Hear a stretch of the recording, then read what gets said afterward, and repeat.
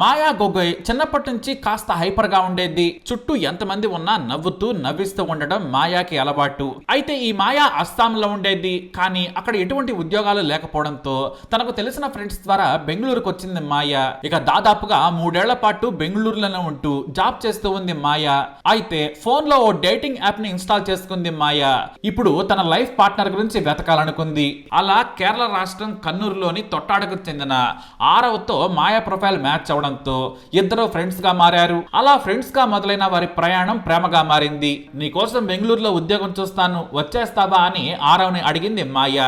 ఆరవ్ కేరళ నుంచి బెంగళూరుకు వచ్చాడు. 2-3 ఇంటర్వ్యూలకు అటెండ్ అయ్యాడు. నిజంగానే ఆరవ్ కి ఉద్యోగం దొరికింది. ఓ విద్యా సంస్థలో స్టూడెంట్స్ కౌన్సిలర్ గా పనిచేయడం మొదలు పెట్టాడు ఆరవ్. ఇద్దరు రోజు కలుసుకుని గంటల కొద్దీ గడిపేవారు.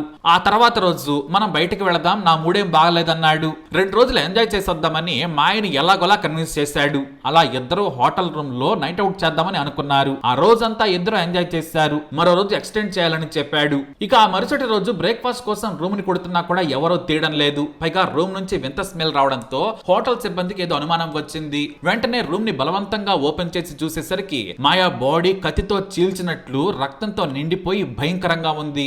ఇక హత్య విషయాన్ని తెలుసుకున్న పోలీసులు హోటల్ కు వచ్చి సీసీటీవీ ఫుటేజ్ ని చెక్ చేశారు.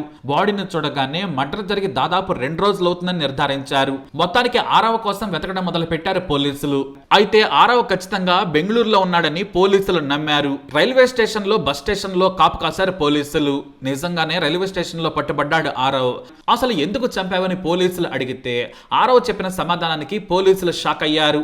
మాయకు చాలా మంది మేల్ ఫ్రెండ్స్ ఉన్నారు. వాళ్ళతో మాట్లాడేది, కలిసి గడిపేది. కానీ నాకు అది నచ్చలేదు, అందుకే చంపేస్తానని ఆరవ్ చాలా సింపుల్ గా చెప్పాడు.